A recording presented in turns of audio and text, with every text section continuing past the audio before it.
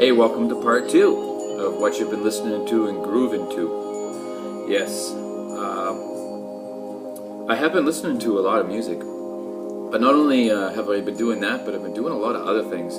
I started a blog that I mentioned in a couple of videos ago, but I'll put the link for that down there. I've just been having fun with it. It's like freeform blogdom, basically. It's like photography, reviews of records. There's my podcast I put there. Just a little bit of everything, really.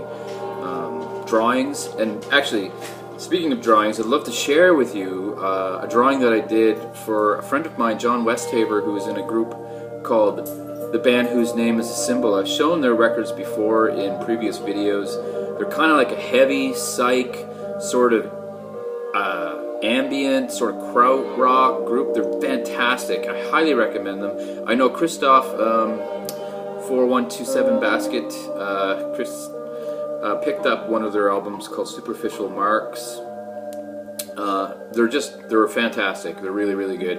And I asked John. I said, John, do you mind if I do the artwork, or take a shot at the artwork? And if you don't like it, you don't have to do it. You know, it's completely for free. I just want to be a part of that band, man. I mean, they're just amazing.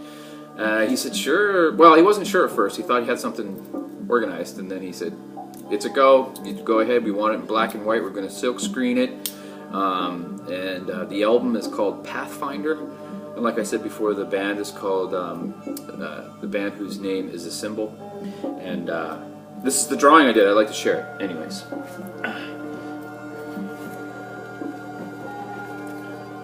Yeah, that's it there. It's finished too. Like I've already sent it to him and stuff, and it's sort of meant to be a little bit of a narrative. Like you're supposed to try and kind of figure out what's going on there in a way. I mean, did he set the fire and then jump, or did he swim for his life? Or John? It's funny. John said, "Oh, I just like to think of him as like this sort of Norse giant that's in the water. Like that's his actual size." I love it. Anyways, I'm really excited to be on the cover of an album. Like, it's limited to 100 copies. So if anyone's interested, send me a private message or however, and I'll see about getting them to hold one for you or something. I don't know. They're not done yet. They're going to be done in July. But I'm really excited. I mean, and on top of that, they're going to use some of my photography for the gatefold. Oh no, it's not going to be a gatefold, but the back and the insert. So. Cool. Yeah, so if you want to see some more drawings and reviews and stuff, check out the blog at the bottom. This is a new find. It was really cheap at Second Spin. Got this through Chris, who I've been bugging to make videos, by the way. Some of you may remember Chris. He used to make videos a while back, and then he just got lazy. Anyway, we all get lazy, though. Life gets busy. But this guy, I've never heard anybody play guitar like this guy, Pat Martino. The Visit with Bobby Rose, Richard Davis, and Billy Higgins. Inspired and dedicated to Wes Montgomery. This is great. This is fantastic. It's not like, you know, out there kind of psych and stuff. It's just the guy's talent at playing guitar is just, whew. It's on Cobblestone. Yeah, anyway. And the tune, Footprints. Fantastic. Just great. What a great score this was. And even, it's really cheap because it's all written all over and shit. What was it? Someone told me that they have an album that has the exact same call mark on call letters or whatever they call them on. I think it might have been Rob Clark in Massachusetts. This is something I listened to recently. I kind of forgot what it sounded like. That's why I was like, oh, jeez, man. It's pretty bad. But it's like avant-garde classical music. Boulez conducts Boulez. Strings of the New Philharmonia Orchestra. It's a quadraphonic sound. I don't know what that even means. It doesn't help me anywhere near, like, compared to what, you know, considering the kind of stereo I have, which isn't quadraphonic or anything. But anyway, this was released in 1973 on CBS. I've been listening to a lot more classical lately, and it's been really enjoyable. Like, and my wife loves it too. It's always nice when we can have this sort of, you know, meeting point with music. Now this album I bought, I didn't really know what it was. I didn't know at all. I just knew it was like from the hype sticker or whatever. It just said like, you know, like a lost gem of African psych and funk.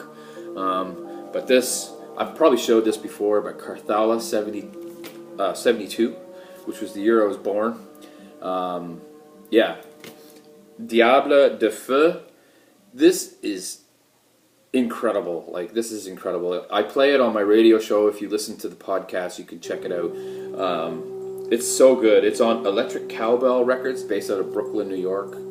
I don't know how many of these are out, but I haven't seen anybody else in the VC show it. But it's absolutely amazing. Especially the track Dolores and Diable de Feu, the title track. It's just amazing.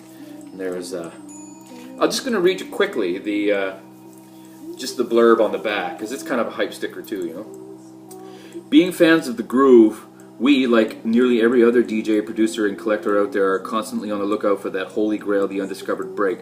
But even better for us, a whole record that just makes you go crazy. So here we present Carthala 72.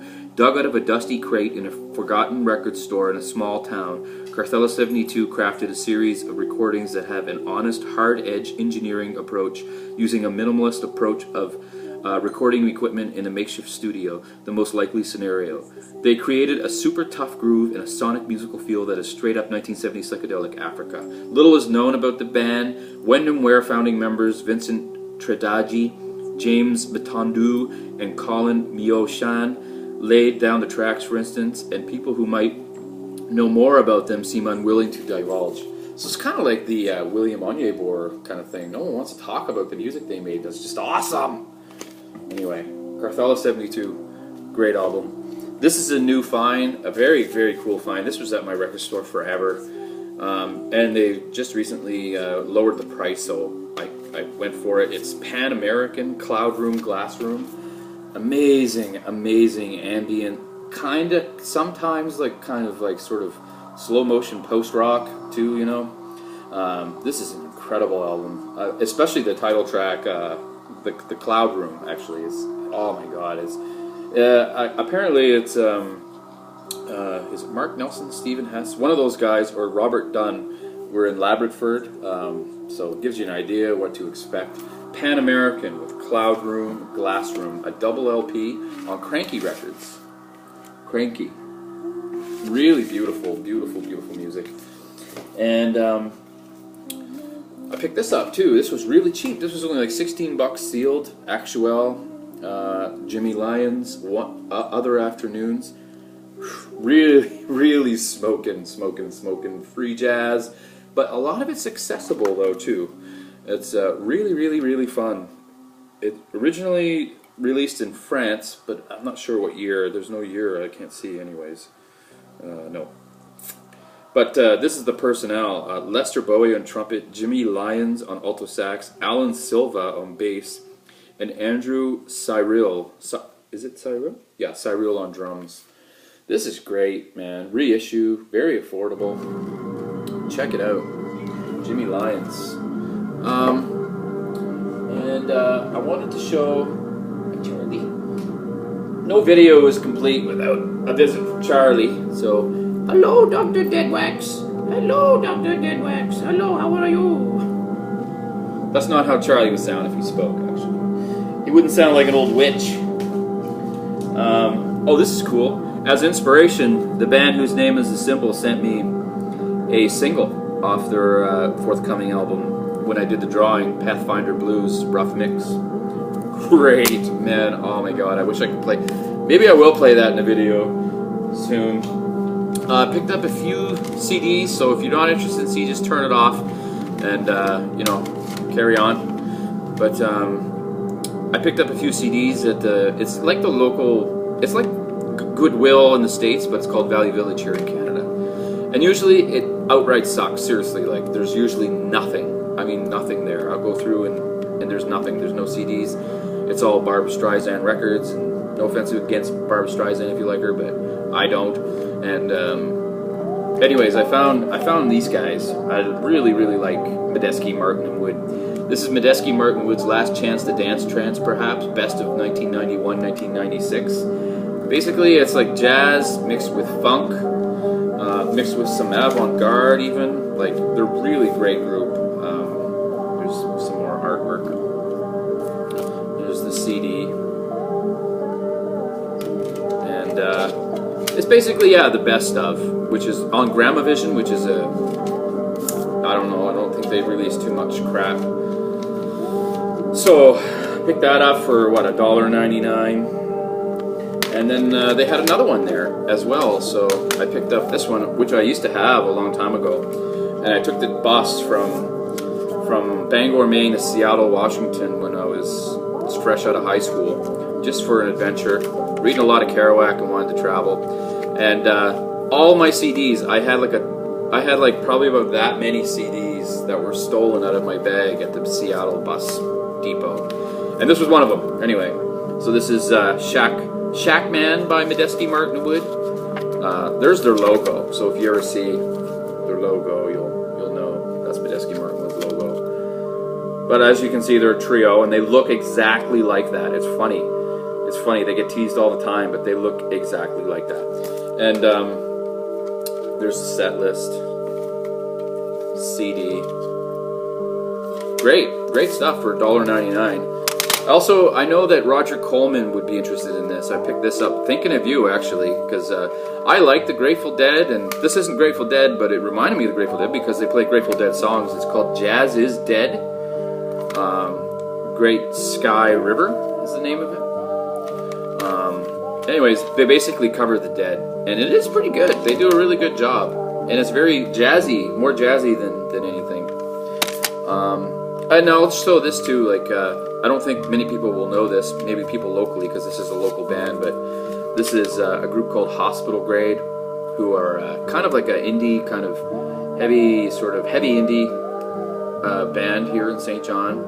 And this was also at the Value Village, so I picked it up, and I know these guys, they're good friends.